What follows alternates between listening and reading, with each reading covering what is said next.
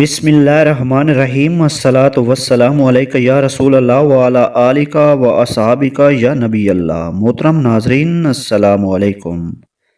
آبائے محمد کا ہے سلسلہ نورانی، وہ رب کے پیارے ہیں کوئی ان کا نہیں ثانی۔ جہاں نور نبوت کی ہوں ذو افشاں کرنیں، لا ریب مبارک ہے وہ منور پیشانی۔ حضرت ابو ذر غفاری رضی اللہ عنہ سے روایت ہے کہ میں نے رسول اللہ صلی اللہ علیہ وسلم کی خدمت میں عرض کی، یا رسول اللہ آپ کو کیسے پتہ چلا کہ آپ اللہ تعالیٰ کے نبی ہیں، یہاں تک کہ آپ کو یقین ہو گیا؟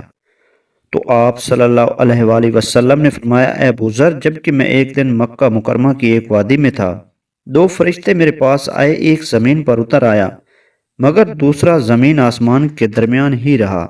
ان میں سے ایک نے دوسرے سے کہا، کیا وہ یعنی محبوب خدا صلی اللہ علیہ وآلہ وسلم وہی ہیں؟ دوسرے نے کہا، ہاں وہی ہیں۔ اوپر والے فرشتے نے کہا، ذرا ان کا ایک مرد کے ساتھ وزن تو کرو۔ پس میرا وزن کیا گیا تو میں ہی وزنی نکلا۔ پھر اوپر والے فرشتے نے کہا، اب ان کا 10 مردوں کے ساتھ وزن کرو۔ تو جب میرا 10 مردوں کے ساتھ وزن کیا گیا تو میں وزنی نکلا۔ پھر فرشتے نے کہا، اب ان کا وزن 100 مردوں کے ساتھ کرو۔ تو جب میرا وزن 100 مردوں سے کیا گیا تو میں وزنی نکلا۔ پھر اوپر والے فرشتے نے زمین والے سے کہا کہ اب ان کا 1000 مردوں کے ساتھ وزن کرو۔ تو جب میرا وزن 1000 مردوں سے کیا گیا تو میں وزنی نکلا، جبکہ میرے جسم پاک کے وزن سے 1000 مردوں والا پلڑا یوں اوپر اٹھ گیا تھا، گویا میں انہیں دیکھ رہا ہوں کہ وہ اچھل کر میرے اوپر گرنے والے ہیں۔ تو یہ منظر دیکھ کر اوپر والے فرشتے نے کہا، اب وزن کرنا چھوڑ دے، کہ اگر تو ساری امت یعنی کل مخلوق کے ساتھ بھی ان کا وزن کرے گا تو پھر بھی آپ ہی وزنی ہوں گے۔ حضرت سیدنا جابر رضی اللہ عنہ کے والد ماجد جنگ میں شہید ہو گئے تھے۔ ان کی 9 بہنیں بھی تھیں۔ ان کے والد ماجد رضی اللہ عنہ کے ذمہ کافی قرضہ تھا۔ جب باغ پکا تو تھوڑی سی کھجوریں حاصل ہوئیں۔ حضرت جابر رضی اللہ عنہ کو فکر دامن گیر ہوئی کہ کیا بنے گا۔ خیال ہوا کہ قرضہ بھی ادا ہو جاتا تو غنیمت تھی، میں اپنی بہنوں کی پرورش محنت مزدوری سے کر لیتا، مگر قرض کیسے ادا ہو؟ میں نے قرض والوں سے بات کی تو ساری کھجوریں لے لو اور قرض منہا کر لو، مگر وہ نہ مانے۔ اسی پریشانی کے عالم میں بارگاہ بے کس پناہ میں حاضر ہو گیا اور ماجرا بیان کیا، عرض کی، یا رسول اللہ آپ تشریف لے چلیں، شاید آپ کو دیکھ کر قرض والے نرمی کریں۔ یہ سن کر رحمت اللہ عالمین حضور صلی اللہ علیہ وآلہ وسلم نے فرمایا، اے جابر، ہر قسم کی کھجوروں کو علیحدہ علیحدہ ڈھیر لگاؤ، یعنی اعلیٰ قسم کی علیحدہ، درمیانی علیحدہ اور ردی قسم کی علیحدہ۔ تو میں نے ایسا ہی کیا، پھر حاضر ہو گیا اور آپ صلی اللہ علیہ وآلہ وسلم میرے ساتھ چل پڑے۔ جب قرض والوں نے دیکھا تو کبیدہ خاطر ہوئے اور پورے قرضے کا تقاضا کیا۔ یہ دیکھ کر نبی رحمت شفیع امت صلی اللہ علیہ وآلہ وسلم بنفس نفیس بڑے ڈھیر کے گرد چکر لگا کر اس کے اوپر بیٹھ گیا اور فرمایا، اے جابر، قرض والوں کو بلا لو۔ پس آپ انہیں پیمانہ بھر بھر کے دیتے رہے، یہاں تک کہ اللہ تعالیٰ نے میرے والد محترم کا سارا قرض ادا کروا دیا۔ حالانکہ میں اس پر بھی خوش تھا کہ میرے والد محترم کا قرضہ ادا ہو جائے، خواہ میں اپنی بہنوں کے لیے ایک بھی کھجور نہ لے کے جا سکوں۔ لیکن ہوا یہ کہ اللہ تعالیٰ نے تمام ڈھیروں کو بچا دیا، اور جب میں اس ڈھیر کو دیکھتا تھا جس پر نبی کریم صلی اللہ علیہ وآلہ وسلم جلوہ افروز ہوئے تھے، تو یوں معلوم ہوتا تھا کہ ان میں سے ایک کھجور بھی کم نہیں ہوئی ہے۔ ایک دوسری روایت میں ہے کہ فیضان نبوت کا یہ منظر دیکھ کر حضرت جابر رضی اللہ عنہ بہت خوش ہوئے۔ تو حضور صلی اللہ علیہ وآلہ وسلم نے فرمایا، اے جابر، یہ ماجرا حضرت عمر کو بتاؤ۔ جب حضرت جابر نے حضرت عمر فاروق سے یہ واقعہ بیان کیا تو حضرت فاروق اعظم نے فرمایا، اے جابر، تو مجھے اب بتانے آیا ہے؟ مجھے تو اسی وقت یقین تھا جب آپ صلی اللہ علیہ وآلہ وسلم تشریف لے چلے تھے اور یہ کام ہو کر رہے۔ کون دیتا ہے دینے کو منہ چاہیے، دینے والا ہے سچا ہمارا نبی، غم زدوں کو رضا بتا دیجئے کہ ہے بے کسوں کا سہارا ہمارا نبی۔ حضرت جابر رضی اللہ عنہ سے روایت ہے کہ آغاز میں رسول اللہ صلی اللہ علیہ وآلہ وسلم جب خطبہ دیتے تو مسجد کے ایک ستون جو کہ خشک لکڑی کا تھا اس کے ساتھ ٹیک لگا کر خطبہ دیتے تھے۔ پھر جب سید الانبیاء صلی اللہ علیہ وآلہ وسلم کے لیے ممبر تیار ہوا اور آپ اس پر خطبہ دینے کے لیے جلوہ افروز ہوئے تو اس ستون نے آواز بلند رونا شروع کر دیا، اتنا رویا کہ قریب تھا کہ وہ پھٹ جاتا۔ یہ دیکھ کر حضور نبی کریم صلی اللہ علیہ وسلم ممبر پر سے نیچے تشریف لائے اور اسے گلے لگا لیا، پس اس نے بچوں کی طرح ہچکیاں لینا شروع کر دیں اور پھر وہ آہستہ آہستہ خاموش ہو گیا۔ عبداللہ بن بریدہ اپنے والد سے روایت کرتے ہیں کہ رسول اللہ صلی اللہ علیہ وآلہ وسلم ایک درخت کے خشک تنے یعنی ستون مسجد کے ساتھ کھڑے ہو کر خطبہ دیتے تھے۔ پھر آپ نے ایک ممبر تیار کیا۔ جب آپ صلی اللہ علیہ وسلم نے ممبر کی طرف رخ کیا تو درخت کے تنے نے اس طرح نالہ و فریاد کی جس طرح اونٹنی کرتی ہے۔ آپ نے اپنا دست مبارک اس پر رکھ دیا اور آپ صلی اللہ علیہ وسلم نے ان سے فرمایا، اگر تو چاہے تو میں تجھے اس جگہ لگا دوں جہاں تو پہلے تھا اور پہلے ہی کی طرح ہو جائے، اور اگر تو چاہے تو میں تجھے جنت میں لگا دوں جہاں جنت کی نہریں اور چشمے تجھے سیراب کریں اور اولیاء اللہ تیرا پھل کھائیں۔ اس نے آپ سے 2 بار کہا، بہتر ہے میں نے اسی کو قبول کیا۔ کسی نے آپ سے پوچھا اس نے کیا کہا تو آپ صلی اللہ علیہ وآلہ وسلم نے فرمایا، اس نے جنت میں لگایا جانا پسند کیا ہے۔ حضرت جابر رضی اللہ عنہ فرماتے ہیں کہ جب ہم خندق کھود رہے تھے تو ایک سخت پتھر نکل آیا۔ لوگ نبی کریم صلی اللہ علیہ وآلہ وسلم کی خدمت میں حاضر ہوئے اور عرض کی کہ ایک بہت بڑی چٹان آڑے آ گئی ہے جو ہم سے نہیں ٹوٹ رہی۔ حضور نے فرمایا، میں خود خندق میں اترتا ہوں۔ چنانچہ آپ کھڑے ہوئے، حالانکہ شق مبارک سے پتھر بندھا ہوا تھا اور ہم نے بھی 3 دنوں سے کچھ نہیں کھایا پیا تھا۔ پس نبی کریم صلی اللہ علیہ وآلہ وسلم نے کدال لے کر اس پتھر پر ضرب لگائی تو وہ ریت کی طرح بہہ گیا۔ میں نے عرض کی، یا رسول اللہ، مجھے گھر جانے کی اجازت مرحمت فرمائی جائے۔ پس میں نے گھر جا کر اپنی بیوی سے کہا کہ میں نے نبی کریم صلی اللہ علیہ وآلہ وسلم کو بھوک کی ایسی حالت میں دیکھا جو میرے لیے ناقابل برداشت ہے۔ پس بتاؤ کیا تمہارے پاس کھانے کے لیے کچھ ہے؟ انہوں نے کہا، تھوڑے سے جو ہیں اور ایک بکری کا بچہ۔ پس میں نے بکری کے بچے کو ذبح کیا اور بیوی نے جو پیسے یہاں تک کہ گوشت ہانڈی میں پکنے کے لیے رکھ دیا گیا۔ میں نبی کریم صلی اللہ علیہ وآلہ وسلم کی خدمت میں حاضر ہو گیا جبکہ آٹا گوندھ کر رکھ لیا اور ہانڈی پکنے کے قریب ہو گئی۔ میں عرض گزار ہوا کہ آپ کے لیے کھانا تیار کروایا ہے، پس آپ 1-2 آدمیوں کو ساتھ لے کر تشریف لے چلیں۔ فرمایا، کتنا کھانا ہے؟ میں نے عرض کیا، فرمایا یہ تو بہت بڑا ہے اور بڑا اچھا ہے۔ پھر فرمایا، اپنی بیوی سے کہہ دینا وہ ہانڈی کو نہ اتاریں اور تندور سے روٹیاں نہ نکالیں جب تک میں نہ آ جاؤں۔ پس آپ نے مہاجرین اور انصار سے فرمایا کہ کھانے کے لیے کھڑے ہو جاؤ۔ میں اپنی بیوی کے پاس جا کر کہنے لگا، خدا کی بندی، نبی کریم صلی اللہ علیہ وآلہ وسلم تو سارے مہاجرین اور انصار کو لے کر تشریف لا رہے ہیں۔ کہنے لگی، کیا حضور صلی اللہ علیہ وسلم نے آپ سے کچھ پوچھا تھا؟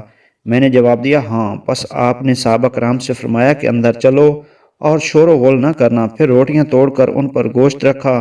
ہانڈی سے گوشت اور تندور سے روٹیاں لے کر انہیں ڈھک دیتے تھے اور روٹی پر گوشت رکھ کر صحابہ کرام کے سامنے رکھتے جاتے۔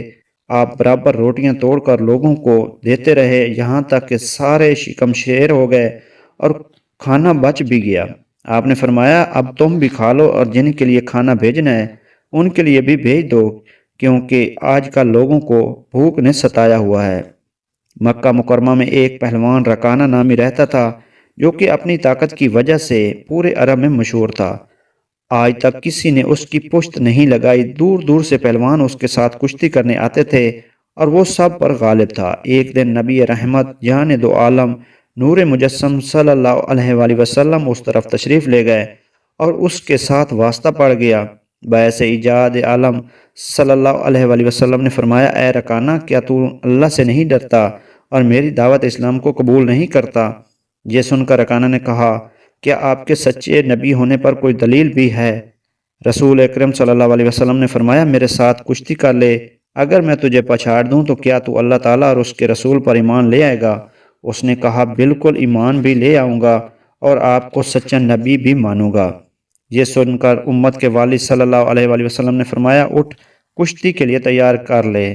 جب اس نے تیاری کر لی یعنی کشتی کا لباس وغیرہ پہن لیا تو سید الکونین صلی اللہ علیہ وآلہ وسلم نے بغیر کسی تیارے کے رکانہ کو پکڑا اور پشت لگا دی۔ رکانہ ہکا بکا حیران و پریشان دیکھنے لگ گیا کہ یہ کیا ہو گیا ہے۔ سوچ سوچ کر کہنے لگا، اے محمد صلی اللہ علیہ وآلہ وسلم، یہ اتفاقی امر تھا، ایک بار پھر کشتی کریں۔ یہ سن کر سرکار مدینہ سرور قلب و سینہ صلی اللہ علیہ وآلہ وسلم نے اسے پکڑا اور پچھاڑ دیا، یعنی پھر اس کی پشت لگا دی۔ رکانہ کہنے لگا، ایک بار اور کشتی کریں۔ سرکار صلی اللہ علیہ وسلم نے اسے پکڑا اور پٹخ دیا۔ رکانہ حیران و پریشان ہو کر بولا، آپ تو بہت بڑے عظیم انسان ہیں۔ ایک دفعہ رکانہ کا بیٹا یزید بن رکانہ، جس کے پاس 300 بکریاں تھیں، حضور صلی اللہ علیہ وآلہ وسلم کی خدمت میں حاضر ہو کر کہنے لگا، کیا آپ میرے سے کشتی کریں گے؟ حضور نے فرمایا، اگر میں تمہیں گرا دوں تو تم مجھے کیا دو گے؟ اس نے کہا، 100 بکری۔ حضور نے اس کے ساتھ کشتی لڑی اور اس کو گرا دیا۔ پھر اس نے کہا، آپ دوسری مرتبہ میرے ساتھ کشتی کرنے کے لیے تیار ہیں؟ حضور صلی اللہ علیہ وآلہ وسلم نے فرمایا، اگر دوسری بار بھی گرا دوں تو کیا دو گے؟ تو اس نے کہا، 100 بکری۔ پھر آپ نے اسے گرا دیا۔ تیسری بار پھر وہ عرض کرنے لگا، ایک بار پھر کشتی کریں؟ آپ صلی اللہ علیہ وآلہ وسلم نے پھر اس کے چیلنج کو قبول کیا اور کشتی ہوئی تو حضور صلی اللہ علیہ وآلہ وسلم نے پھر اس کو زمین پر پٹخ دیا۔ جب تیسری مرتبہ بھی اسے خفت اٹھانا پڑی تو کہنے لگا، آپ سے پہلے اس زمین پر کوئی ایسا آدمی نہیں ہے جس نے میری پیٹھ لگائی ہو۔ میری نگاہوں میں آپ سے زیادہ مقبول کوئی نہیں ہے، لیکن آج میں گواہی دیتا ہوں کہ آپ اللہ تعالیٰ کے سچے رسول ہیں۔ اشہد ان لا الہ الا اللہ و انک رسول اللہ۔ حضور صلی اللہ علیہ وسلم اس کے سینے سے اٹھ کھڑے ہوئے اور اس کو وہ 300 بکریاں بھی واپس کر دیں۔ عرب کا ایک اور پہلوان تھا جس کا نام ابو الاسود حجمی تھا۔ وہ بہت طاقتور تھا۔ اس کی طاقت کا اندازہ اس سے لگائیں کہ وہ گائے کی کھال پر کھڑا ہوتا اور 10 آدمی اس چمڑے کو اس کے نیچے سے کھینچتے، وہ چمڑا پارا پارا ہو جاتا لیکن اس کو جنبش نہ ہوتی تھی۔ ایسے پہلوان نے اللہ تعالیٰ کے محبوب کو کشتی کی دعوت دی اور کہا کہ اگر آپ نے مجھے گرا دیا تو میں حضور پر ایمان لے آؤں گا۔ نبی اکرم صلی اللہ علیہ وآلہ وسلم نے اسے ایک بار نہیں بار بار گرایا، مگر وہ بدقسمت ایمان نہ لایا۔ غزوہ احد کے موقع پر کسی نے ابی بن خلف کو دیکھا۔ وہ پوچھ رہا تھا، این محمد، محمد صلی اللہ علیہ وآلہ وسلم کہاں ہیں؟ اگر آج وہ صحیح سلامت واپس چلے گئے تو میرے بچنے کی صورت نہیں۔ جس روز اس نے اپنے بیٹے عبداللہ کا فدیہ ادا کر کے اسے رہا کروایا تھا، اس دن اس نے محبوب خدا کو مخاطب کرتے ہوئے ازیان سرائی کی، اس نے ڈینگ ماری۔ اللہ تعالیٰ کے محبوب رسول خدا صلی اللہ علیہ وسلم نے اس دشمن اسلام کو جواب دیا، تم میں جرت کہاں کہ میرا بال بھی بھیکا کر سکو، البتہ اس روز میں تمہیں موت کے گھاٹ اتار دوں گا۔ غزوہ احد میں جب مارکہ کارزار گرم ہوا تو ابی بن خلف اپنا گھوڑا دوڑا کر حضور کے پار وار کرنے کے لیے بڑھا۔ صحابہ کرام اس کے آگے کھڑے ہو گئے اور گھوڑے کو روک لیا۔ جب نبی کریم صلی اللہ علیہ وسلم نے اپنے صحابہ کو دیکھا تو اس کا راستہ روک کے کھڑے ہیں تو حضور نے بلند آواز سے فرمایا، اے میرے صحابہ، ہٹ جاؤ، اس کو میرے سامنے آنے دو۔ صحابہ کرام سامنے سے ہٹ گئے۔ وہ گھوڑا دوڑاتا ہوا جب نزدیک آیا تو محبوب رب العالمین صلی اللہ علیہ وآلہ وسلم نے حارث بن سمہ سے چھوٹا سا نیزہ لیا اور اس پر بجلی کی سی صورت سے حملہ کیا۔ وہ نیزہ اس کی گردن میں لگا اور وہ لڑکھڑایا اور گھوڑے کی پشت سے زمین پر آ گرا۔ پھر دوڑ کر لشکر قریش میں آ گھسا اور شور مچا دیا کہ مجھے محمد صلی اللہ علیہ وسلم نے قتل کر دیا ہے، مجھے محمد صلی اللہ علیہ وسلم نے قتل کر دیا۔ اس کے دوست اس کو تسلی دے رہے تھے کہ اے ابی، یہ بالکل معمولی زخم ہے، تم نے یوں ہی شور مچا رکھا ہے، چند دنوں میں زخم بھر جائے گا اور تم تندرست ہو جاؤ گے۔ وہ بولا، ہم کو جو ضرب مجھے لگی ہے اگر وہ تمام لوگوں پر بانٹ دی جائے تو کوئی بھی اس سے جانبر نہ ہو سکے گا۔ کیا انہوں نے میرے بارے میں یہ نہیں کہا تھا، میں تم کو قتل کروں گا انشاءاللہ؟ باخدا اگر وہ مجھ پر نیزے کا وار کرنے کی بجائے تھوک بھی دیتے تب بھی وہ تھوک میرے لیے موت کا پیغام ہوتا۔ جامع بن شداد فرماتے ہیں کہ مجھ کو طارق بن عبداللہ نے بتایا کہ ہم مدینہ منورہ کے باہر اترے ہوئے تھے کہ حضور صلی اللہ علیہ وسلم تشریف لے آئے۔ اس وقت ہم آپ کو جانتے نہیں تھے۔ ہمارے پاس ایک سرخ رنگ کا اونٹ تھا۔ آپ نے اس اونٹ کی طرف اشارہ کر کے فرمایا، کیا تم اس کو بیچنا چاہتے ہو؟ ہم نے کہا ہاں۔ فرمایا، کیا قیمت ہے؟ ہم نے قیمت یعنی کھجوروں کی مقدار میں بتائی۔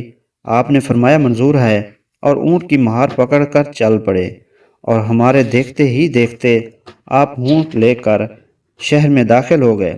ہم نے آپس میں ایک دوسرے سے کہا، ہم نے بہت برا کیا کہ ایک ناواقف آدمی جس کو ہم جانتے نہیں کون ہے، کہاں کا رہنے والا ہے، بلا قیمت وصول کیے اونٹ دے دیا۔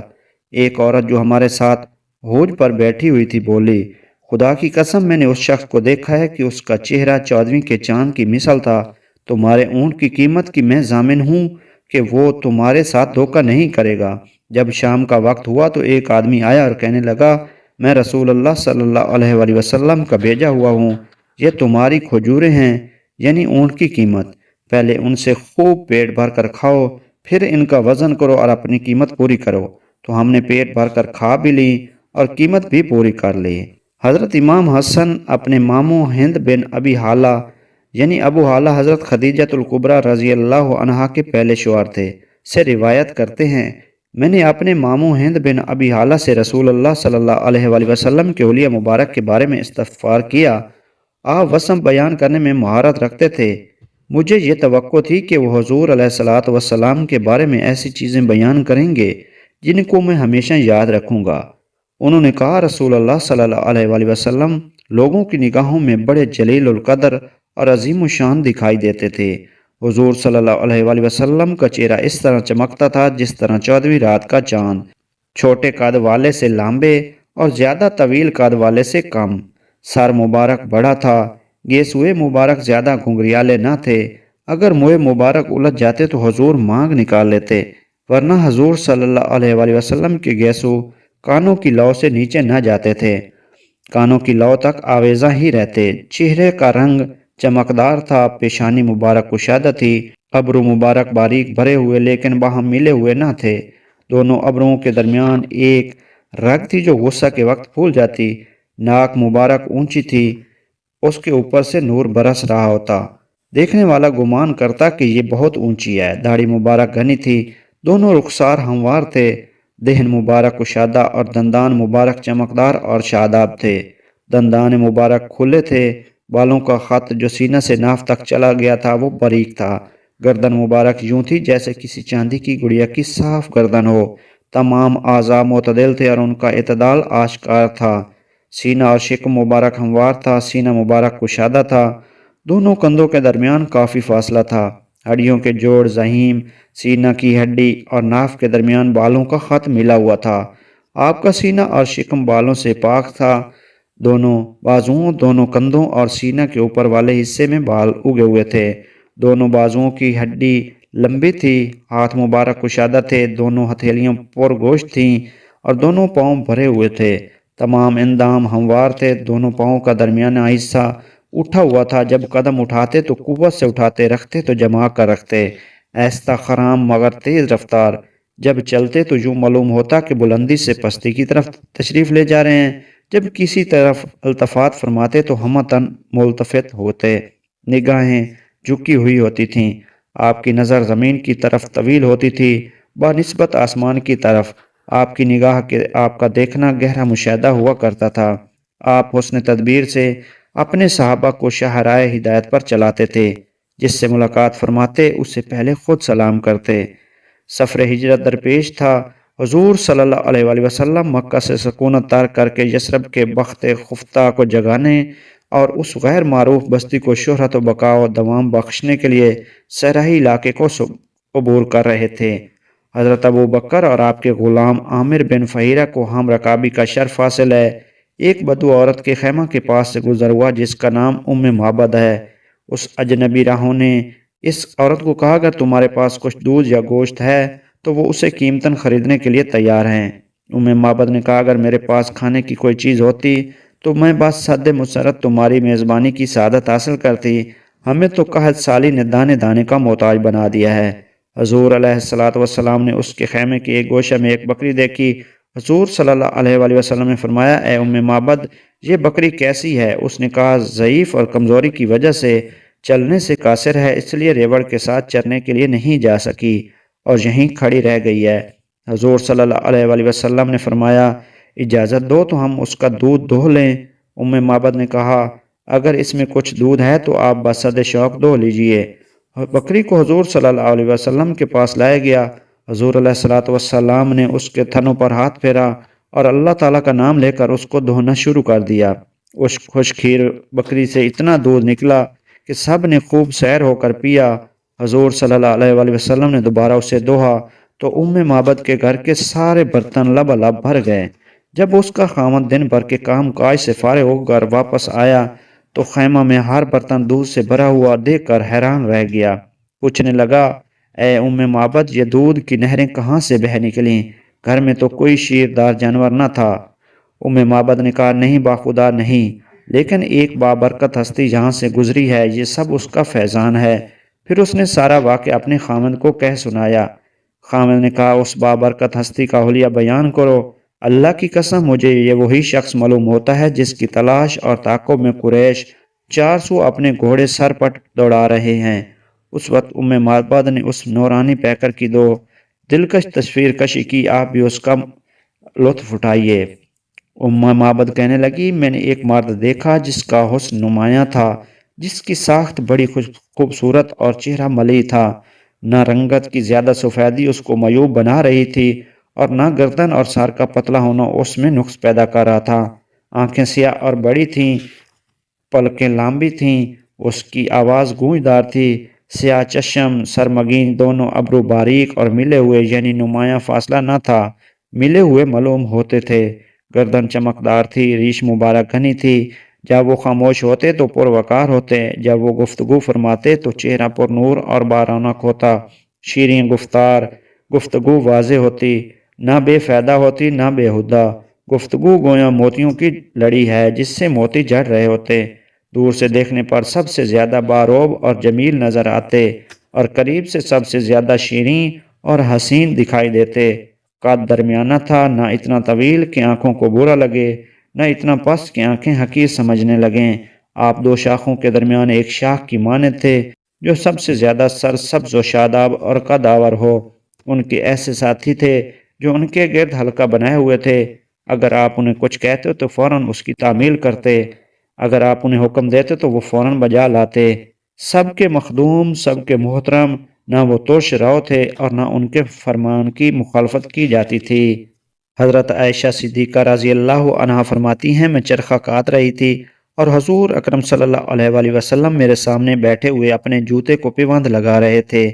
آپ کی پیشانی مبارک پر پسینے کے قطرے تھے جن سے نور کی شعاعیں نکل رہی تھیں۔ اس حسین منظر نے مجھ کو چرخہ کاٹنے سے روک دیا۔ بس میں آپ کو دیکھ رہی تھی۔ آپ نے فرمایا، تجھے کیا ہوا؟ میں نے عرض کیا، آپ کی پیشانی مبارک پر پسینے کے قطرے ہیں جو نور کے ستارے معلوم ہوتے ہیں۔ حضرت ابو ذر غفاری رضی اللہ عنہ سے روایت ہے کہ رسول اللہ صلی اللہ علیہ وآلہ وسلم نے فرمایا، بے شک جو میں دیکھتا ہوں تم نہیں دیکھتے، اور جو میں سنتا ہوں تم نہیں سنتے۔ آسمان چرچراتا ہے اور اسے یہی زیبا ہے کہ ہیبت حق سے چرچرائے۔ مجھے اس ذات کی قسم جس کے قبضے میں میری جان ہے، آسمان پر 4 انگلیوں کے برابر بھی کوئی ایسی جگہ باقی نہیں جہاں کوئی نہ کوئی فرشتہ اللہ کو دوس کے لیے سجدہ ریز نہ ہو۔ اور اللہ کی قسم، اگر تم جان لو جو میں جانتا ہوں تو ضرور تم ہنسو کم اور رو زیادہ، اور نہ بستروں پر آپ آرام کر سکو، اور ضرور ہے کہ تم جنگلوں اور صحراؤں کو نکل کر اللہ تعالیٰ کی پناہ طلب کرو۔ یہ سن کر ابو ذر رضی اللہ عنہ نے کہا، کاش میں ایک درخت ہوتا جو کاٹ لیا جاتا۔ اس حدیث پاک میں آپ صلی اللہ علیہ وسلم کا واضح فرمان موجود ہے کہ جو میں دیکھتا ہوں وہ تم نہیں دیکھ سکتے۔ اس فرمان مبارک کو سمجھنے کے لیے آپ کا یہ فرمان گرامی بھی ملاحظہ فرمائیں۔ حضرت ابو ہریرہ رضی اللہ عنہ فرماتے ہیں کہ نبی اکرم صلی اللہ علیہ وآلہ وسلم نے فرمایا، جب اللہ تعالیٰ نے موسیٰ علیہ السلام کے لیے تجلی فرمائی تو اس کے بعد 10 فرسخ یعنی 30 میل کے فاصلہ سے اندھیری رات میں صاف پتھر پر چلتی ہوئی چیونٹی کو بھی موسیٰ علیہ السلام دیکھ لیا کرتے تھے۔ حضرت ابو ہریرہ رضی اللہ عنہ سے روایت ہے کہ رسول اکرم صلی اللہ علیہ وآلہ وسلم نے فرمایا، تم میرا منہ صرف قبلہ کی طرف ہی دیکھتے ہو۔ خدا کی قسم، مجھ پر نہ تمہارا رکوع اور نہ تمہارا خشوع پوشیدہ ہے، اور بے شک میں تمہیں اپنے پیچھے سے بھی دیکھتا ہوں۔ مقام غور ہے کہ نمازی کا رکوع تو ظاہر ہے مگر خشوع دل کی کیفیت کا نام ہے، تو ظاہر ہوا کہ حضور صلی اللہ علیہ وآلہ وسلم پر دلوں کی کیفیتیں بھی پوشیدہ نہیں۔ حضرت ابو ہریرہ فرماتے ہیں کہ حضور صلی اللہ علیہ وسلم نے فرمایا، بے شک میں اپنے پیچھے سے بھی ایسا ہی دیکھتا ہوں جیسا اپنے آگے سے دیکھتا ہوں۔ حضرت ثوبان رضی اللہ عنہ سے روایت ہے کہ حضور نبی کریم صلی اللہ علیہ وآلہ وسلم نے فرمایا کہ اللہ تعالیٰ نے میرے لیے زمین کو لپیٹ دیا ہے یہاں تک کہ میں نے اس کے مشرق اور مغرب کو دیکھ لیا ہے، اور مجھے اللہ تعالیٰ نے سرخ اور سفید خزانے عطا فرمائے ہیں۔ حضرت عقبہ بن عامر رضی اللہ عنہ سے روایت ہے کہ رسول اللہ صلی اللہ علیہ وسلم نے فرمایا، بے شک میں تمہارا پیش رو ہوں، میں تم پر گواہ ہوں، اللہ کی قسم بے شک میں ضرور اس وقت اپنے حوض کو دیکھ رہا ہوں مجھے زمین کے خزانوں کی کنجیاں دی گئی ہیں، یا یہ فرمایا کہ زمین کی کنجیاں مجھے دی گئی ہیں؟ باخدا مجھے اس بات کا ڈر نہیں کہ تم میرے بعد شرک کرنے لگو گے، لیکن مجھے تمہارے حصول دنیا میں ایک دوسرے سے مقابلے کا اندیشہ ہے۔ ام المومنین سیدہ عائشہ صدیقہ سے روایت ہے کہ حضور صلی اللہ علیہ وآلہ وسلم نے فرمایا، البتہ میں نے اس جگہ پر رہتے ہوئے وہ تمام چیزیں دیکھیں جن کا مجھ سے وعدہ کیا گیا، یہاں تک کہ میں جنت سے خوشے توڑنے کا ارادہ کر رہا تھا۔ جب تم نے مجھے آگے بڑھتے دیکھا اور میں نے دوزخ دیکھی تو اس کے بعض حصے بعض حصوں کو کھا رہے ہیں۔ جب تم نے مجھے پیچھے ہٹتے دیکھا اور میں نے دوزخ میں عمرو بن لاہی کو دیکھا۔ بڑی بے مثل ہے نظر مصطفیٰ کی کہ ہے روبرو سب خدائی خدا کی، نظر میں نظارے ہیں برسک کے سارے، ہے کیسی بلندی نبی کی نگاہ کی۔ حضرت عبداللہ بن عمر فاروق رضی اللہ عنہما فرماتے ہیں کہ حضور صلی اللہ علیہ وآلہ وسلم نے فرمایا، بے شک اللہ تعالیٰ نے میرے لیے دنیا کے حجابات اٹھا دیے ہیں، تو میں دنیا اور جو کچھ بھی اس میں قیامت تک ہونے والا ہے سب کو ایسے دیکھ رہا ہوں جیسے کہ اپنی اس ہتھیلی کو دیکھتا ہوں۔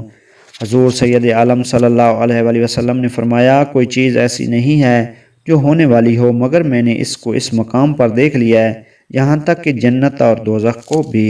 حضرت انس رضی اللہ عنہ سے روایت ہے کہ رسول اللہ صلی اللہ علیہ وآلہ وسلم نے حضرت زید، حضرت جعفر اور حضرت ابن رواحہ کی شہادت کی خبر آنے سے پہلے لوگوں کو ان کے شہید ہو جانے کی اطلاع دیتے ہوئے فرمایا کہ زید نے جھنڈا ہاتھ میں لے لیا ہے، پس وہ شہید کر دیے گئے ہیں، اور اب جعفر نے جھنڈا سنبھالا ہے، وہ شہید کر دیے گئے ہیں، اور پھر ابن رواحہ نے جھنڈا پکڑا ہے، وہ بھی شہید کر دیے گئے ہیں۔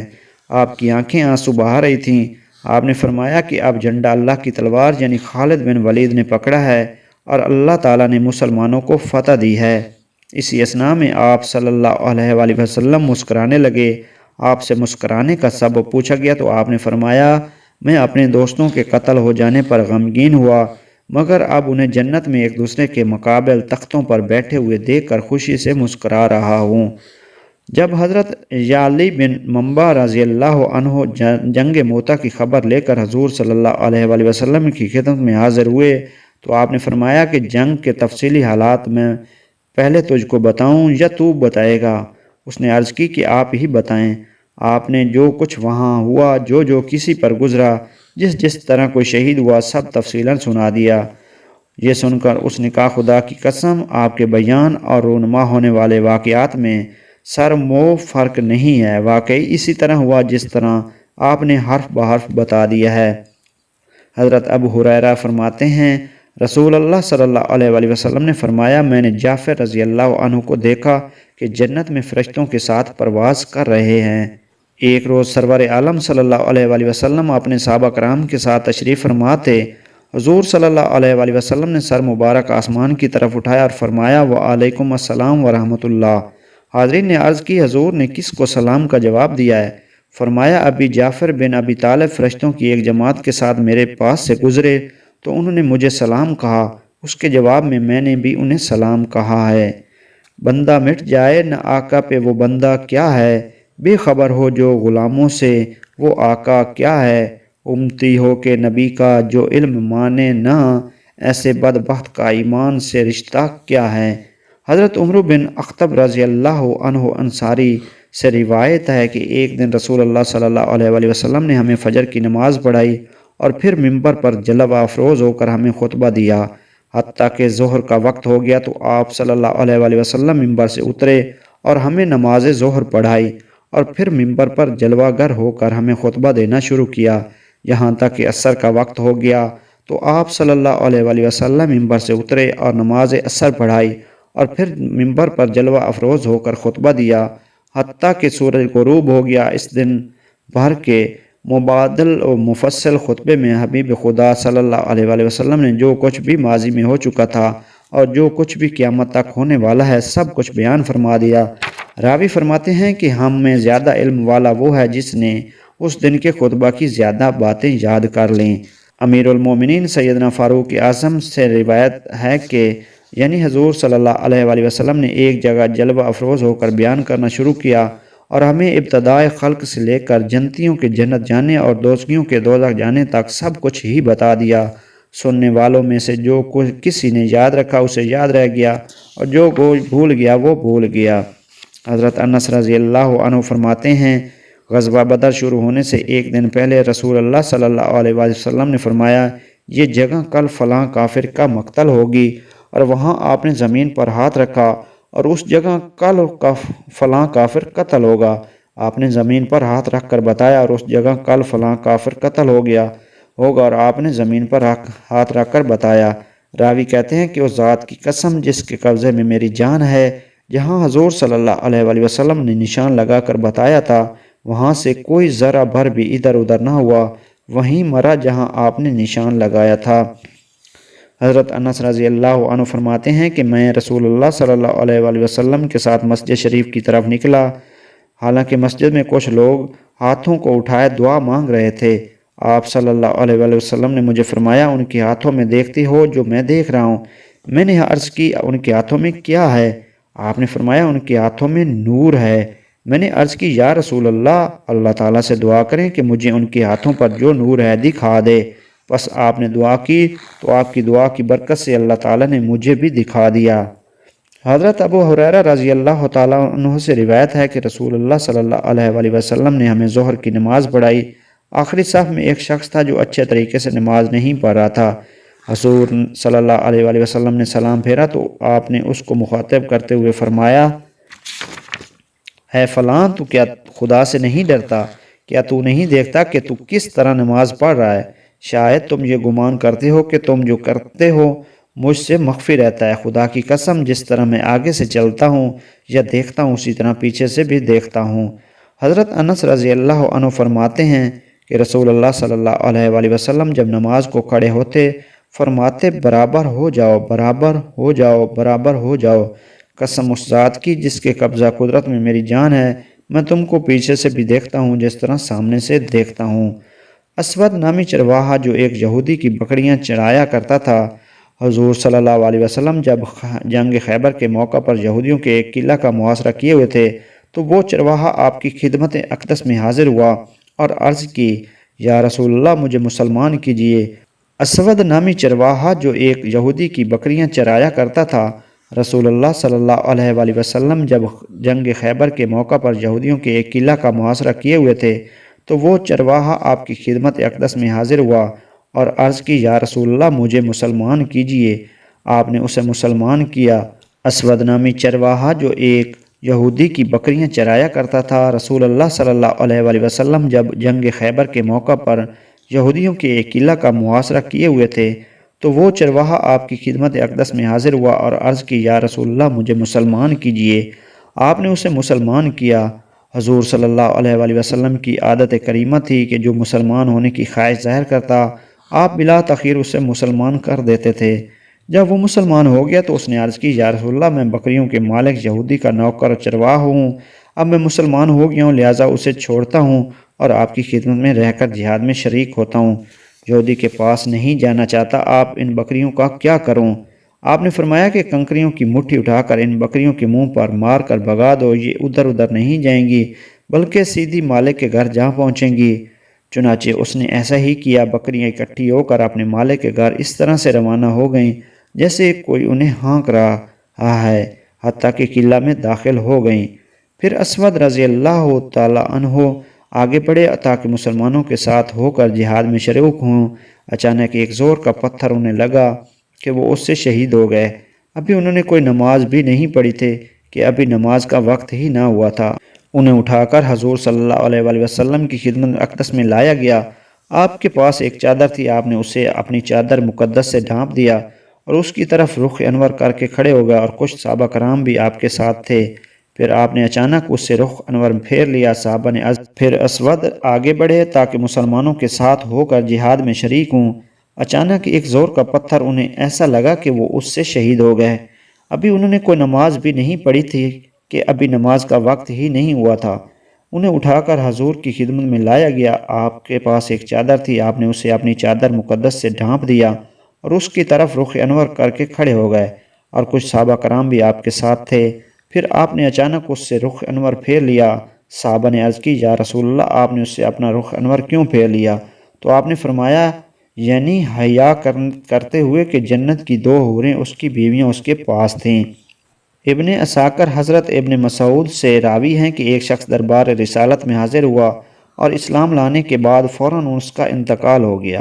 غسل کفن کے بعد دفنانے کا وقت آیا تو حضور صلی اللہ علیہ وآلہ وسلم اس کی قبر میں تشریف لے گئے اور کچھ دیر بعد باہر تشریف لائے اور فرمایا، ابھی اس کی قبر میں جنت کی حوریں آئی تھیں اور سب کی سب مجھے کہنے لگیں، یا رسول اللہ، اس شخص کے ساتھ ہمارا نکاح کر دیجیے، تو میں اس کی قبر سے باہر آنے سے پہلے 70 حوروں کے ساتھ اس کا نکاح کر دیا ہے۔ اس حدیث مبارک سے جہاں آپ کی رفت نظر معلوم ہوتی ہے، وہاں یہ بھی روشن ہوتا ہے کہ جنتی حوریں حضور صلی اللہ علیہ وآلہ وسلم کی ملک میں ہیں اور آپ کو اختیار ہے کہ جس سے چاہیں بہشتی حوروں کا نکاح فرما دیں۔ اے سرور دنیا و دین، ثانی نہیں کوئی تیرا، اے زینت عرش بریں، ثانی نہیں کوئی تیرا، یا مشکل کشا مخلوق ہے تیری گدا، اے رحمت کل العالمین، ثانی نہیں کوئی تیرا۔ جب بدر کے قیدیوں سے فدیہ لیا جانے لگا تو حضور صلی اللہ علیہ وآلہ وسلم نے نوفل بن حارث بن عبد المطلب سے فدیہ طلب کیا تو نوفل نے کہا، میرے پاس کوئی مال نہیں جس سے فدیہ ادا کروں۔ حضور صلی اللہ علیہ وآلہ وسلم نے فرمایا، تم اپنے فدیہ میں وہ 2 نیزے دے دو جو جدہ میں ہیں۔ نوفل نے عرض کی، خدا کی قسم، میرے ان 2 نیزوں کا جو جدہ میں ہیں، خدا کے سوا کسی کو ان کا علم نہ تھا۔ جب آپ نے ان کا پتہ دے دیا ہے تو میں گواہی دیتا ہوں کہ آپ اللہ کے رسول ہیں۔ انصار نے حضور صلی اللہ علیہ وآلہ وسلم سے یہ درخواست عرض کی کہ یا رسول اللہ، حضرت عباس ہمارے بھانجے ہیں، لہٰذا ہم ان کا فدیہ معاف کرتے ہیں، لیکن آپ نے یہ درخواست منظور نہیں فرمائی۔ حضرت عباس قریش کے ان 10 دولت مند رئیسوں میں سے تھے جنہوں نے لشکر کفار کے راشن کی ذمہ داری اپنے سر لی تھی۔ اس غرض کے لیے حضرت عباس کے پاس 20 اوقیہ سونا تھا، جو کہ فوج کو کھانا کھلانے میں ابھی حضرت عباس کی باری نہیں آئی تھی، اس لیے وہ سونا ابھی تک ان کے پاس محفوظ تھا۔ اس سونے کو حضور صلی اللہ علیہ وآلہ وسلم نے مال غنیمت میں شامل فرما لیا اور حضرت عباس سے مطالبہ فرمایا کہ وہ اپنا اور اپنے دونوں بھتیجوں عقیل بن ابی طالب اور نوفل بن حارث اور اپنے حلیف عمرو بن حجدم 4 شخصوں کا فدیہ ادا کریں۔ حضرت عباس نے کہا، میرے پاس کوئی مال ہی نہیں، میں کہاں سے فدیہ ادا کروں؟ یہ سن کر حضور صلی اللہ علیہ وآلہ وسلم نے فرمایا کہ چچا جان، آپ کا وہ مال کہاں ہے جو آپ نے جنگ بدر کے لیے روانہ ہوتے وقت اپنی بیوی ام الفضل کو دیا تھا اور یہ کہا تھا، اگر میں اس لڑائی میں مارا جاؤں تو اس میں سے اتنا مال میرے لڑکوں کو دے دینا۔ یہ سن کر حضرت عباس نے کہا کہ قسم ہے اس خدا کی جس نے آپ کو حق کے ساتھ بھیجا ہے، یقیناً آپ اللہ کے رسول ہیں، کیونکہ اس مال کا علم میرے اور میری بیوی ام فضل کے سوا کسی کو نہیں تھا۔ چنانچہ حضرت عباس نے اپنا اور اپنے دونوں بھتیجوں اور اپنے حلیف کا فدیہ ادا کر کے رہائی حاصل کی۔ پھر اس کے بعد حضرت عباس، حضرت عقیل اور حضرت نوفل تینوں مشرف با اسلام ہو گئے۔ ایک دن عمیر اور صفوان دونوں حتیم کعبہ میں بیٹھے ہوئے تھے، مقتولین بدر پر آنسو بہا رہے تھے۔ ایک دن صفوان بول اٹھا کہ اے عمیر، میرا باپ اور دوسرے رؤسائے مکہ جس طرح بدر میں قتل ہوئے ان کو یاد کر کے سینے میں دل پاش پاش ہو رہا ہے اور اب زندگی میں کوئی مزہ باقی نہیں رہ گیا ہے۔ عمیر نے کہا، اے صفوان، تم سچ کہتے ہو، میرے سینے میں بھی انتقام کی آگ بھڑک رہی ہے۔ میرے عزیز اور اقربا بھی بدر میں بے دردی کے ساتھ قتل کر دیے گئے ہیں اور میرا بیٹا مسلمانوں کی قید میں ہے۔ خدا کی قسم، اگر میں قرض دار نہ ہوتا اور بال بچوں کی فکر سے دوچار نہ ہوتا تو ابھی میں تیز رفتار گھوڑے پر سوار ہو کر مدینہ جاتا اور دم زون ہو کر دھوکہ سے محمد صلی اللہ علیہ وسلم کو قتل کر کے فراغ ہو جاتا۔ یہ سن کر صفوان نے کہا، اے عمیر، تم نے اپنے قرض اور بچوں کی ذرا بھی فکر نہ کرو، میں خدا کے گھر میں عہد کرتا ہوں، میں تمہارا سارا قرض ادا کر دوں گا اور میں تمہارے بچوں کی پرورش کا بھی ذمہ دار ہوں۔ اس معاہدے کے بعد عمیر سیدھا گھر آیا اور زہر میں بجھائی ہوئی تلوار لے کر گھوڑے پر سوار ہو گیا۔ جب مدینہ میں مسجد نبوی کے پاس پہنچا تو حضرت عمر نے اس کو پکڑ لیا اور اس کا گلا دبائے اور گردن پکڑے ہوئے دربار رسالت میں لے گئے۔ حضور صلی اللہ علیہ وآلہ وسلم نے پوچھا کہ کیوں عمیر، کس ارادہ سے آئے ہو؟ جواب دیا، اپنے بیٹے کو چھڑانے کے لیے۔ آپ نے فرمایا کہ تم اور صفوان نے حتیم کعبہ میں بیٹھ کر میرے قتل کی سازش نہیں کی ہے۔ عمیر اس راز والی بات کو سن کر سناٹے میں آ گئے اور کہا، میں گواہی دیتا ہوں کہ بے شک آپ اللہ کے رسول ہیں، کیونکہ خدا کی قسم میرے اور صفوان کے اس راز کو کسی نے بھی نہیں سنا تھا۔ اور کسی کو اس کی خبر بھی نہ تھی۔ ادھر مکہ میں صفوان حضور صلی اللہ علیہ وآلہ وسلم کے قتل کی خبر سننے کے لیے انتہائی بے قرار تھا اور دن گن گن کر عمیر کے آنے کا انتظار کر رہا تھا، مگر جب اس نے ناگہاں یہ سنا کہ عمیر مسلمان ہو گیا ہے تو فرط حیرت سے اس کے پاؤں سے زمین نکل گئی اور وہ بکھلا گیا۔ جس طرف چشم محمد کے اشارے ہو گئے، جتنے ذرے سامنے آئے سب ستارے ہو گئے۔ حضرت سفیان بن ابی زہیر رضی اللہ عنہ فرماتے ہیں کہ میں نے رسول اللہ صلی اللہ علیہ وسلم کو فرماتے ہوئے سنا کہ یمن فتح کیا جائے گا تو کچھ لوگ اپنی سواریوں کو ہنکاتے ہوئے اور اپنے اہل و عیال اور متبعین کو لے کر مدینہ سے یمن چلے آئیں گے، حالانکہ مدینہ میں رہنا ان کے لیے بہتر طور پر بہتر تھا۔ کاش وہ لوگ اس بات کو جان لیتے۔ پھر شام فتح کیا جائے گا، ایک قوم اپنے گھر والوں اور اپنے موتبین کو لے کر سواریوں کو ہنکاتے ہوئے مدینہ سے شام چلے آئیں گے، حالانکہ مدینہ ہی ان کے لیے بہتر تھا۔ کاش وہ لوگ اس کو جان لیتے۔ پھر عراق فتح ہوگا تو کچھ لوگ اپنے گھر والوں اور جو ان کا کہا مانیں گے ان سب کو لے کر سواریوں کو ہنکاتے ہوئے مدینہ سے عراق آ جائیں گے، حالانکہ مدینہ ہی ان کی سکونت کے لیے بہتر تھی۔ کاش وہ اس کو جان لیتے۔ مدینہ کی راتیں ہیں بیداریاں ہیں، حضوری کی باتیں ہیں سرشاریاں ہیں، دل و جان ہیں مانوس شہر نبی سے، نہاں ذرے ذرے میں غم خاریاں ہیں۔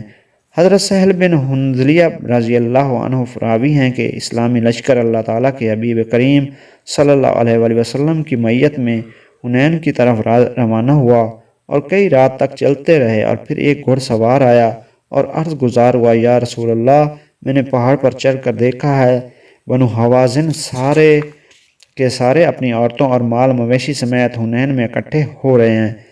یہ سن کر حضور صلی اللہ علیہ وآلہ وسلم مسکرائے اور فرمایا، یہ سب کچھ کل انشاءاللہ تعالی مسلمانوں کو غنیمت میں ہاتھ آئے گا۔ حضرت انیسہ رضی اللہ عنہ اپنے باپ حضرت زید بن ارقم سے روایت کرتی ہیں کہ رسول اللہ صلی اللہ علیہ وسلم حضرت زید کی عیادت کے لیے تشریف لے گئے جبکہ وہ بیمار تھے، تو رسول اللہ نے فرمایا، اس بیماری سے تمہیں کوئی خطرہ نہیں، لیکن اس وقت تمہارا کیا حال ہوگا جب تم ہمارے یعنی وصال شریف کے بعد زندہ رہو گے اور نابینا ہو جاؤ گے۔ انہوں نے کہا، ثواب حاصل کروں گا اور صبر کروں گا۔ فرمایا، پھر تو بغیر حساب جنت میں داخل ہو جاؤ گے۔ حضرت ابو ہریرہ رضی اللہ عنہ سے روایت ہے کہ مجھے رسول اللہ صلی اللہ علیہ وآلہ وسلم نے رمضان شریف میں جمع ہونے والے مال زکوٰۃ پر نگران مقرر کیا۔ پس ایک آنے والا آیا اور اس نے اناج سمیٹنا شروع کیا۔ میں نے اسے پکڑ لیا اور کہا، اللہ کی قسم، تجھے رسول اللہ صلی اللہ علیہ وسلم کے پاس لے کر جاؤں گا۔ اس نے کہا، مجھے چھوڑ دو، بے شک میں محتاج ہوں، عیالدار ہوں اور مجھے سخت حاجت ہے۔ میں نے اسے چھوڑ دیا۔ پس صبح کو میں دربار رسالت میں حاضر ہوا تو میرے عرض کرنے سے پہلے آقا نے فرمایا، اے ابو ہریرہ، رات کو تیری قیدی نے کیا کیا؟ میں نے کہا، اے اللہ تعالیٰ کے رسول، اس نے سخت حاجت کا اور صاحب عیال ہونے کا ذکر کیا، پس مجھے اس پر رحم آ گیا، میں نے اس کا راستہ چھوڑ دیا۔ آپ صلی اللہ علیہ وآلہ وسلم نے فرمایا، خبردار، بے شک اس نے تو اسے جھوٹ بولا ہے اور وہ پھر آئے گا۔ فرمان سرکار دو عالم کے پیش نظر مجھے یقین ہو گیا کہ وہ پھر سے آئے گا۔ پس وہ آیا اور اناج سمیٹنے لگا۔ میں نے اسے پکڑ لیا اور کہا کہ ضرور تجھے رسول اللہ صلی اللہ علیہ وآلہ وسلم کے پاس لے کر جاؤں گا۔ اس نے کہا، مجھے چھوڑ دو، میں محتاج اور عیالدار ہوں، میں اب کبھی نہیں آؤں گا۔ پس مجھے اس پر رحم آ گیا، میں نے اس کا راستہ چھوڑ دیا۔ پس صبح کو میں حاضر ہوا تو رسول اللہ صلی اللہ علیہ وآلہ وسلم نے مجھے فرمایا، اے ابو ہریرہ، رات کو تیرے قیدی نے کیا کیا؟ میں نے عرض کی، یا رسول اللہ، اس نے پھر سے اپنی سخت حاجت اور بال بچے دار ہونے کا رونا رو دیا، پس مجھے اس پر رحم آ گیا تو میں نے اس کا راستہ چھوڑ دیا۔ آپ نے فرمایا، خبردار، بے شک اس نے تو اس سے جھوٹ بولا ہے اور وہ پھر آئے گا۔ پس میں نے اس کا تیسری بار انتظار کیا، وہ آیا اور غلہ سمیٹنے لگا تو میں نے اسے پکڑ لیا اور کہا، ضرور تجھے رسول اللہ صلی اللہ علیہ وآلہ وسلم کے پاس لے کر جاؤں گا اور یہ 3 دفعہ کا آخری موقع ہے۔ تو کہتا ہے کہ میں پھر نہیں آؤں گا اور پھر آ جاتا ہے۔ اس نے کہا، مجھے چھوڑ دو، میں تجھے ایسے کلمات سکھاتا ہوں جن کی وجہ سے اللہ تعالیٰ تجھے نفع دے گا۔ میں نے کہا، وہ کیا ہیں؟ اس نے کہا، جب شب کو بستر پر آؤ تو آیت الکرسی شروع سے آخر تک پڑھ لیا کرو، پس اس کی وجہ سے اللہ تعالیٰ کی طرف سے صبح تک تیرے ساتھ ایک نگران یعنی فرشتہ مقرر ہو جائے گا اور شیطان تیرے قریب نہ آ سکے گا۔ بس میں نے اس کا راستہ چھوڑ دیا۔ صبح کو حاضر ہوا تو رسول اللہ نے فرمایا، اے ابو ہریرہ، رات کو تیرے قیدی نے کیا کیا؟ میں نے کہا، یا رسول اللہ صلی اللہ علیہ وآلہ وسلم، اس نے مجھے کہا کہ وہ مجھے ایسے کلمات سکھا دیتا ہے جن کی بدولت اللہ مجھے نفع دے گا۔ آپ نے فرمایا، وہ کلمات کیا ہیں؟ حضرت ابو ہریرہ نے کہا، اس نے مجھے کہا کہ جب تم بستر پر جاؤ تو شروع سے آخر تک آیت الکرسی پڑھ لیا کرو، اور اس نے مجھے کہا کہ آیت الکرسی پڑھنے سے اللہ تعالیٰ کی طرف سے ایک نگران تیرے ساتھ رہے گا اور صبح تک تیرے نزدیک شیطان نہ آ سکے گا۔ اور چونکہ صحابہ کرام نیکی پر بڑے حریص تھے، پس فرمایا نبی کریم صلی اللہ علیہ وسلم نے، خبردار، بے شک اس نے تیرے ساتھ سچ بولا حالانکہ وہ جھوٹا ہے۔ اے ابو ہریرہ، جانتے ہو 3 راتوں سے کس سے ہم کلام ہوتے رہے ہو؟ عرض کیا، نہیں۔ آپ نے فرمایا، وہ شیطان تھا۔ سبحان اللہ! کیا کہنے، نظر نبوت کے اپنے غلاموں کو بھی دیکھتے ہیں اور جانتے ہیں کہ اور ان کے دشمن یعنی ابلیس کو بھی دیکھتے ہیں۔ اللہ تعالیٰ فرماتا ہے، بے شک وہ ابلیس اور اس کا کنبہ تمہیں وہاں سے دیکھتے ہیں کہ تم انہیں نہیں دیکھتے۔ بے شک ہم نے شیطانوں کو ان کا ولی یعنی دوست بنایا ہے جو ایمان نہیں لاتے۔ اس سے پتہ چلا کہ شیطان اور اس کا عملہ سب کو دیکھتے ہیں، دن ہو، رات ہو، سفر ہو، حضر ہو، چھوٹا ہو، بڑا ہو، نیک ہو، برا ہو، سب کو ابلیس دیکھتا ہے، حالانکہ ابلیس سراسر زحمت ہے۔ حضرت ابو ذر کا بیان ہے کہ حضور صلی اللہ علیہ وآلہ وسلم نے فرمایا، تم لوگ عنقریب مصر کو فتح کرو گے، اور وہ ایسی زمین ہے جہاں کا سکہ قیراط کہلاتا ہے۔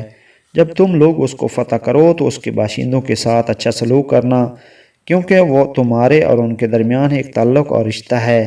یعنی حضرت اسماعیل علیہ السلام کی والدہ ہاجرہ مصر کی تھیں، جن کی اولاد میں سارا عرب ہے۔ اور جب تم دیکھنا کہ وہاں ایک اینٹ بھر جگہ کے لیے 2 آدمی لڑ جھگڑ رہے ہوں تو تم مصر سے نکل جانا۔ چنانچہ حضرت ابو ذر نے خود اپنی آنکھوں سے دیکھا کہ عبد الرحمن بن شرجیل اور ان کے بھائی ربیعہ ایک اینٹ بھر جگہ کے لیے لڑ رہے ہیں۔ یہ منظر دیکھ کر حضرت ابو ذر حضور صلی اللہ علیہ وآلہ وسلم کی وصیت کے مطابق مصر چھوڑ کر چلے آئے۔ جنگ خیبر کے دوران ایک دن حضور صلی اللہ علیہ وآلہ وسلم نے فرمایا، کل میں اس شخص کے ہاتھ میں جھنڈا دوں گا جو اللہ اور رسول صلی اللہ علیہ وآلہ وسلم سے محبت کرتا ہے اور اللہ اور رسول اس سے محبت کرتے ہیں، اور اسی کے ہاتھ سے خیبر فتح ہوگا۔ اس خوشخبری کو سن کر لشکر کے تمام مجاہدین نے اس انتظار میں نہایت بے قراری کے ساتھ رات گزاری کہ دیکھیں کون ہے وہ خوش نصیب شخص جس کے سر اس بشارت کا سہرا بندھتا ہے۔ صبح کو ہر مجاہد اس امید پر بارگاہ رسالت میں حاضر ہوا کہ شاید وہی اس خوش نصیبی کا تاجدار بن جائے۔ ہر شخص گوش بر آواز تھا کہ ناگہاں شہنشاہ مدینہ نے ارشاد فرمایا کہ علی بن ابی طالب کہاں ہیں؟ لوگوں نے کہا، یا رسول اللہ صلی اللہ علیہ وآلہ وسلم، ان کی آنکھوں میں آشوب ہے۔ ارشاد فرمایا کہ قاصد بھیج کر انہیں بلایا جائے۔ جب حضرت علی دربار رسالت میں حاضر ہوئے تو حضور اقدس نے ان کی آنکھوں میں اپنا لعاب دہن لگا کر دعا فرما دی، جس سے فی الفور وہ اس طرح شفا یاب ہو گئے کہ گویا انہیں کبھی آشوب چشم ہوا ہی نہیں تھا۔ پھر آپ نے ان کے ہاتھ میں جھنڈا عطا فرمایا اور خیبر کا میدان اس دن سے ان کے ہاتھوں سر ہو گیا۔ حضرت انس بن مالک رضی اللہ عنہ کا بیان ہے کہ ایک دن رسول اللہ صلی اللہ علیہ وآلہ وسلم حضرت ابو بکر، حضرت عمر اور حضرت عثمان کو ساتھ لے کر احد پہاڑ پر چڑھے۔ اس وقت پہاڑ ہلنے لگا تو آپ نے فرمایا، احد، ٹھہر جا اور یقین رکھ تیرے اوپر ایک نبی ہے، ایک صدیق اور 2 شہید ہیں۔ وہ آپ دیکھتے ہیں اور جانتے ہیں کہ کس کی وفات کیسے ہوگی۔ جبھی تو آپ نے حضرت عمر اور حضرت عثمان، جو کہ کئی سال بعد اپنے اپنے وقت میں جام شہادت نوش فرمانے والے تھے، ان کو پیشگی شہید سعید کے نام دے دیے تھے۔ نبی مختار کی پر نور نظر پیاری ہے، جن کا فیضان زمانے پہ صدا جاری ہے۔ کل کائنات جو اللہ نے پیدا کی ہے، نظر محبوب میں ہمہ وقت وہ ساری ہے۔ جو جلے نور نگاہوں کی نورانیت سے، سمجھ لو شخص وہ ایمان سے عاری ہے۔ حضرت علی علیہ السلام اور بعض دوسرے صحابہ کرام حضور صلی اللہ علیہ وآلہ وسلم کے ساتھ ایک سفر میں تھے تو آپ نے ارشاد فرمایا، میں بتا دوں کہ سب سے بڑھ کر 2 بدبخت انسان کون ہیں؟ لوگوں نے عرض کی کہ ہاں یا رسول اللہ بتا دیجئے۔ آپ نے ارشاد فرمایا، ایک قوم سمود کا سرخ رنگ والا وہ بدبخت جس نے حضرت صالح علیہ السلام کی اونٹنی کو قتل کیا، اور دوسرا وہ بدبخت انسان جو اے علی تمہارے یہاں پر یعنی گردن کی طرف اشارہ کیا تلوار مارے گا۔ سیدنا ابو ہریرہ رضی اللہ عنہ راوی ہیں کہ حبیب خدا صلی اللہ علیہ وآلہ وسلم غزوہ خیبر سے اسلامی لشکر سمیت واپس ہوئے اور رات بھر چلتے رہے، حتیٰ کہ نیند نے غلبہ کیا تو حضور صلی اللہ علیہ وآلہ وسلم رات کے آخری حصہ میں اترے اور حضرت بلال رضی اللہ عنہ سے فرمایا تم پہرا دو تاکہ وقت پر اٹھا دو، اور نبی رحمت نے لشکر سمیت آرام فرمایا۔ حضرت بلال نماز پڑھتے رہے اور جب صبح قریب ہوئی تو حضرت بلال کجاوے کے ساتھ ٹیک لگا کر مشرق کی جانب منہ کر کے بیٹھ گئے تاکہ جب صبح ہوگی میں بیدار کر دوں گا، لیکن ہوا یوں کہ حضرت بلال پر نیند نے غلبہ کیا اور وہ سو گئے۔ لہذا رسول کریم صلی اللہ علیہ وآلہ وسلم اور صحابہ کرام اس وقت بیدار ہوئے جب سورج چمکا۔ حضور صلی اللہ علیہ وآلہ وسلم نے حضرت بلال کو آواز دی، اے حضرت بلال اٹھے اور معذرت کی کہ مجھ پر نیند نے غلبہ کر لیا تھا اور میں جاگ نہیں سکا۔ فرمایا چلو یہاں سے کوچ کرو۔ آگے جا کر وضو کیے، حضرت بلال نے اقامت کہی اور سرکار نے نماز پڑھائی۔ نماز کے بعد دیکھا کہ صحابہ کرام وقت پر نماز نہ پڑھنے کی وجہ سے پریشان ہیں، تو دیکھ کر فرمایا پریشان کیوں ہوتے ہو؟ اللہ تعالیٰ نے ہماری روحوں کو قبضہ میں رکھا تھا، اگر وہ چاہتا تو ہمیں وقت پر بیدار کر دیتا، لیکن جب کوئی سو جائے یا نماز کو بھول جائے تو جب بیدار ہو یا جب یاد آئے اس وقت پڑھ لے۔ بعد ازاں شفیع اعظم صلی اللہ علیہ وآلہ وسلم سیدنا صدیق اکبر کی طرف متوجہ ہوئے اور فرمایا بتا دوں کہ بلال نے ہمیں کیوں نہیں جگایا؟ بلال جاگ رہے تھے کہ شیطان آیا اور بلال کو تھپکیاں دیتا رہا جیسا بچے کو تھپکیاں دے کر سلاتے ہیں، لہذا بلال سو گئے۔ پھر حضرت بلال کو بلا کر پوچھا بلال کیا ہوا؟ تو حضرت بلال نے وہی بیان کیا جو سرکار صلی اللہ علیہ وآلہ وسلم نے بیان فرمایا تھا، یعنی کسی نے مجھے تھپکیاں دینا شروع کی تو میں سون گیا۔ پھر حضرت بلال کو بلا کر پوچھا بلال کیا ہوا؟ تو حضرت بلال نے وہی کچھ بیان کیا جو سرکار صلی اللہ علیہ وآلہ وسلم نے بیان فرمایا تھا، یعنی کسی نے مجھے تھپکیاں دینا شروع کی تھیں تو میں سو گیا۔ یہ سن کر صدیق اکبر نے کہا میں گواہی دیتا ہوں کہ آپ اللہ کے رسول ہیں۔ حضرت علی علیہ السلام سے مروی ہے کہ رسول اللہ صلی اللہ علیہ وآلہ وسلم نے فرمایا جس شخص کو ایسے شخص کا دیکھنا خوشگوار معلوم ہوتا ہو جس کے بعض اعضاء اس سے پہلے جنت میں جا چکے ہوں تو وہ زید بن سوحان کو دیکھ لے۔ حضرت بریدہ رضی اللہ عنہ سے روایت ہے کہ حضور صلی اللہ علیہ وآلہ وسلم نے اپنے اصحاب کے ساتھ تشریف لے کر جا رہے تھے کہ آپ فرمانے لگے کہ جندب اور زیب خوب ہیں۔ کسی نے عرض کی کہ جندب اور زید کون ہیں؟ آپ نے فرمایا جندب ایسی ضرب لگائے گا جس میں وہ تنہا ایک امت ہوگا، اور زید میری امت کا ایسا فرد ہے جس کا ہاتھ اس سے پہلے جنت میں داخل ہوگا۔ حضرت عثمان کے زمانہ خلافت میں جب ولید بن عقبہ کوفہ کا والی ہوا تو اس نے ایک ایسے شخص کو بٹھا دیا جو جادو کرتا تھا اور لوگوں کو یہ دکھاتا کہ وہ زندہ کرتا ہے اور مارتا ہے۔ جندب تلوار لائے اور اس جادوگر کی گردن مار دی اور کہا کہ اب اپنے آپ کو زندہ کر، اور زید بن سوحان کا ہاتھ جنگ قادسیہ میں کٹ گیا اور وہ یوم جمل میں شہید ہوئے تھے۔ روایت ہے کہ ایک اعرابی حضور صلی اللہ علیہ وآلہ وسلم کی خدمت میں حاضر ہوا اور عرض کی یا رسول اللہ مجھے ایسے عمل کی خبر دیں جو مجھے جنت کے قریب کر دے اور جہنم سے دور کر دے۔ آپ نے فرمایا عدل اور انصاف کے بول بولو اور جو مال بچے وہ دوسروں پر خرچ کرو۔ اس نے عرض کی واللہ مجھ کو یہ قدرت نہیں ہے کہ میں ہر وقت عدل اور انصاف کی بات کہوں، اور نہ یہ استطاعت ہے کہ ہر بچی ہوئی شے اوروں کو دوں۔ آپ صلی اللہ علیہ وآلہ وسلم نے فرمایا پھر تم لوگوں کو کھانا کھلاؤ اور برملا سلام کیا کرو۔ اس نے کہا یہ کام بھی بڑا مشکل ہے۔ آپ نے فرمایا کیا تیرے پاس اونٹ ہے؟ اس نے کہا جی ہاں میرے پاس اونٹ ہیں۔ آپ نے فرمایا ایک اونٹ اور ایک مشکیزہ لے لو، اور ان گھروں کو جنہیں پینے کا پانی میسر نہیں آئے ایک دن چھوڑ کر پانی فراہم کرو، یقیناً تمہارے اونٹ کے مرنے اور مشکیزہ کے پھٹنے سے پہلے تمہارے لیے جنت واجب ہو جائے گی۔ یہ ارشاد سن کر وہ اعرابی چلا گیا، اس کی مشق نہیں پھٹنے پائی اور اس کا اونٹ نہیں ہلاک ہوا کہ وہ اعرابی شہید ہو گیا۔ روایت ہے کہ ایک اعرابی حضور صلی اللہ علیہ وآلہ وسلم کی خدمت میں حاضر ہوا اور عرض کی یا رسول اللہ مجھے ایسے عمل کی خبر دیں جو مجھے جنت کے قریب کر دے اور جہنم سے دور کر دے۔ آپ نے فرمایا عدل اور انصاف کے بول بولو اور جو مال بچے وہ دوسروں پر خرچ کرو۔ اس نے عرض کی واللہ مجھ کو یہ قدرت نہیں ہے کہ میں ہر وقت عدل اور انصاف کی بات کہوں، اور نہ یہ استطاعت ہے کہ ہر بچی ہوئی شے اوروں کو دوں۔ آپ صلی اللہ علیہ وآلہ وسلم نے فرمایا پھر تم لوگوں کو کھانا کھلاؤ اور برملا سلام کیا کرو۔ اس نے کہا یہ کام بھی بڑا مشکل ہے۔ آپ نے فرمایا کیا تیرے پاس اونٹ ہے؟ اس نے کہا جی ہاں میرے پاس اونٹ ہیں۔ آپ نے فرمایا ایک اونٹ اور ایک مشکیزہ لے لو اور ان گھروں کو جنہیں پینے کا پانی میسر نہیں ہے ایک دن چھوڑ کر پانی فراہم کرو، یقیناً تمہارے اونٹ کے مرنے اور مشکیزہ کے پھٹنے سے پہلے تمہارے لیے جنت واجب ہو جائے گی۔ یہ ارشاد سن کر وہ اعرابی چلا گیا، اس کی مشق نہیں پھٹنے پائی اور اس کا اونٹ نہیں ہلاک ہوا کہ وہ اعرابی شہید ہو گیا۔ روایت ہے کہ ایک اعرابی حضور صلی اللہ علیہ وآلہ وسلم کی خدمت میں حاضر ہوا اور عرض کی یا رسول اللہ مجھے ایسے عمل کی خبر دیں جو مجھے جنت کے قریب کر دے اور جہنم سے دور کر دے۔ آپ نے فرمایا عدل اور انصاف کے بول بولو اور جو مال بچے وہ دوسروں پر خرچ کرو۔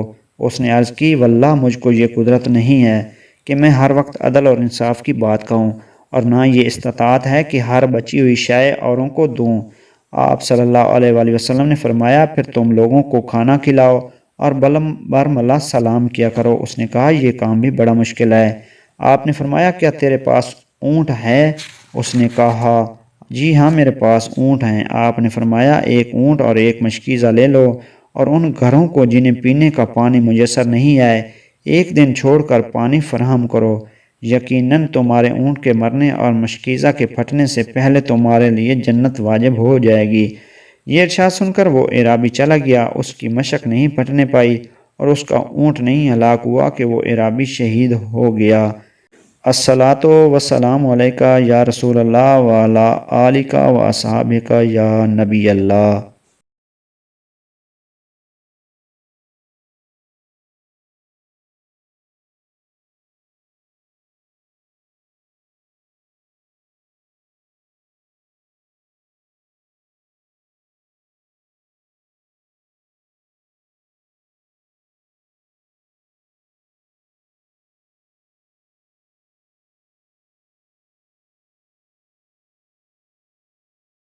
الصلاۃ والسلام علیکہ یا رسول اللہ وعلی آلکہ و اصحابکہ یا نبی اللہ۔